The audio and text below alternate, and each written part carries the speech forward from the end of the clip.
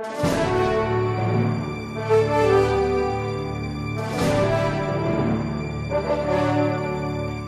here at the Heroes Initiative event and Shoppers World Brampton, and we're going to be talking to some of the artists here. We have Ken Lashley, Richard Zajac, Leonard Kirk, and Agnes Garbowska.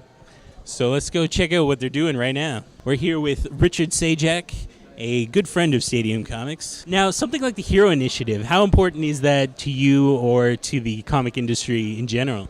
I think it's really important to both. For me, it's really important. We originally started it just because we wanted help. My wife and I are the Canadian chairs. And now one of my friend who was the penciler on G.I. Joe, he has come down with cancer. And so now it's like every dollar we raise, it can kind of go for his research and recovery and everything on him. So we started off to help everyone, and that's still our main goal, but now it's like we're more personal into it because we know someone that's been affected. Now, Richard, you just finished work on The Huntress with Marcus Cho. Who's your favorite person to ink? Probably Marcus. Next to him, probably Josh Metters.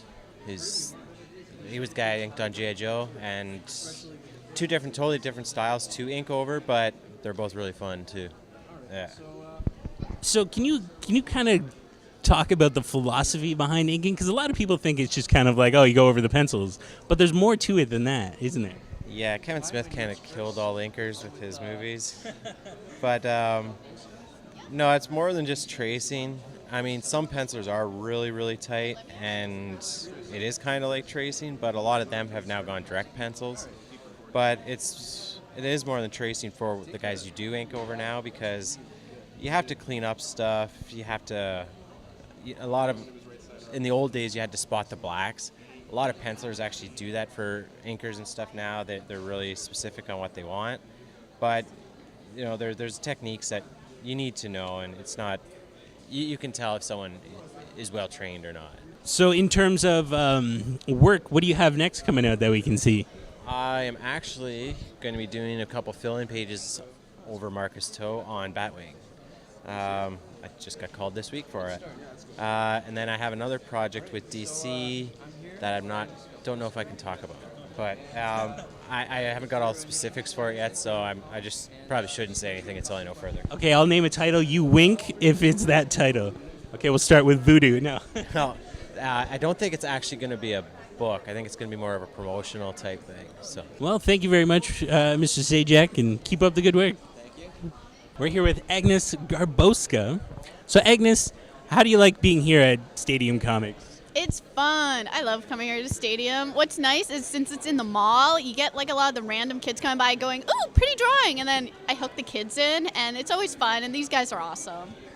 Now, your work features a lot of like watercolors. Can you talk about like your technique with watercolors? What's the best way to go about doing watercolors? I don't know if there's a best way. Everyone has their own technique. I actually used to hate watercolors because you can't fully control them, but you got to learn how to work with that. And once you understand how to work with watercolors, you could take advantage of what they do. And they're very transparent, and I like that because you could layer a lot. So I usually start with my shadows, which I work out the shadows first, and then I start adding the colors on top. So it's nice because the transparency creates really nice visual interest, I guess you could say.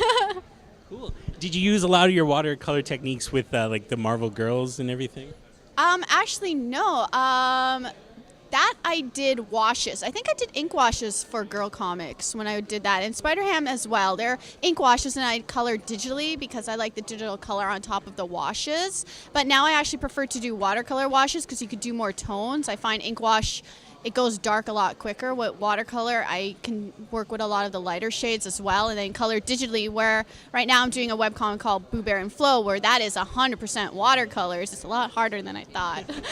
But like that's a totally different technique, and it's really cool seeing like the digital colors versus the traditional. Will we be seeing any more of your work in the Marvel Universe, or are you working on anything right now? No, for Marvel. But I want to. You don't know how badly. I'm going to keep harassing them until they give me a job. Marvel, DC, either one, you know I'm here. So I'm just going to keep trying to get something out of them. All right, cool.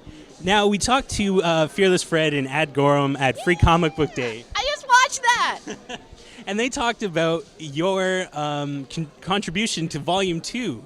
Can you talk about that? I don't know what to say because I don't know what he said about it, but it's a really cool story. When I got the story, I totally saw how I can interpret it in my style, and it's really funny because it's such a mature content. Like this whole, then you put my cutesish style in there, and it actually works really, really well. So I don't want to say what it's about because I don't know what he said. I don't want to get in trouble for revealing too much, but it looks cool, and it's a fun story. And with Fred's writing the script, and I just loved it. He knows I liked working on it, and I know he likes the pages, so he's happy too.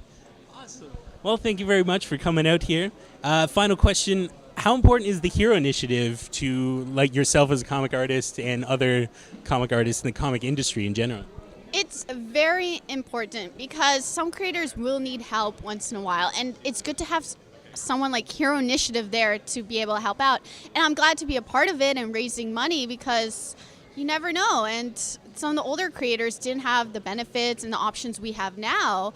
And I want to make sure that no matter what, everyone gets a helping hand. So Keep up the good work.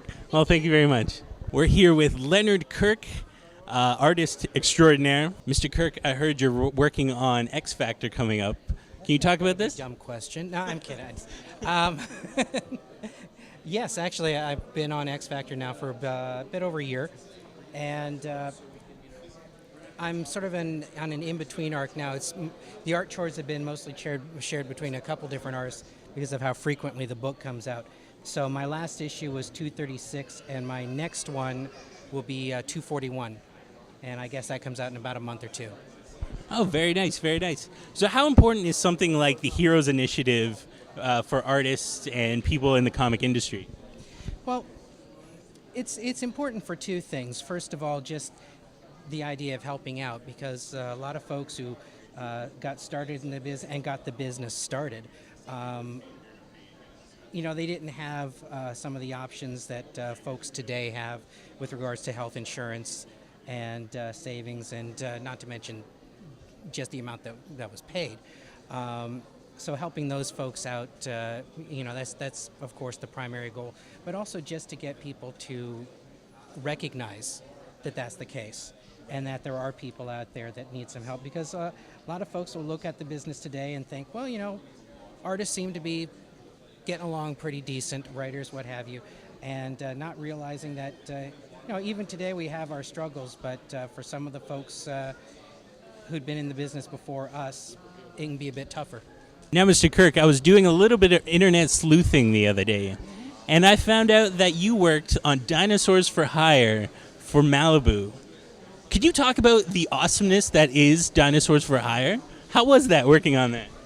Actually, I'm forbidden by court order from discussing that book any further. I'm kidding. It's it was a lot of fun.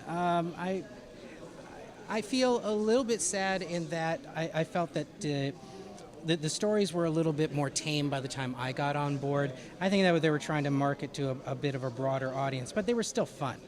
And and how can it not be when your main characters are a Stegosaurus, a T-Rex, and a Triceratops? A Triceratops in a Hawaiian T-shirt. Will we be seeing a Dinosaurs for Hire relaunch, reboot? What's going on with that? Let's get some information here. Haven't a clue. I've had nothing to do with that book since it was canceled, which, God, it's almost 2 decades ago. I don't know. It's been a while. Well, thank you very much, Mr. Kirk, and keep drawing this wonderful Wonder Woman. Thank you. We're here with Ken Lashley. How are you? That's about how you do. I'm good. How is it sketching with all of these people watching? It's great. It's awesome. I love doing this stuff, so it's no problem. These pens are great. Very nice. So you do a lot of work for like Lucasfilms and TV and a lot of like non-comic stuff. What's one of your favorite projects that you've worked on? I'm working on a new show with the creator of Sanctuary. That's one of my latest ones. I would say I don't know. I've done a lot of cool design work over the years. Different things, and sometimes you're lucky enough to be blessed with working with really cool people, and I'm sort of been very lucky to work with Hasbro and some of their movie initiatives and some. So I mean, I've been really great. It's been really great for me. So. I saw a car that you did that was Star Wars, and you did that all in Sharpie. How was that? That was probably the craziest thing I've ever done. You take these things on thinking, yeah, sure, I could do that, and then when you're halfway done, you're like, and this is the stupidest thing I've ever done. But I really enjoyed that job. But I paid for the price for doing that. I think my hip was sore for like 3 weeks afterwards. So what do you have next besides the show that's coming out? Do you have anything like comic related that we can check out? Yeah, I do the covers for Suicide Squad for DC. I'm talking to a few publishers right now about doing my creator-owned book, and that's kind of what I'm doing. Now, how important is the Hero Initiative for the comic industry and like comic creators such as yourself?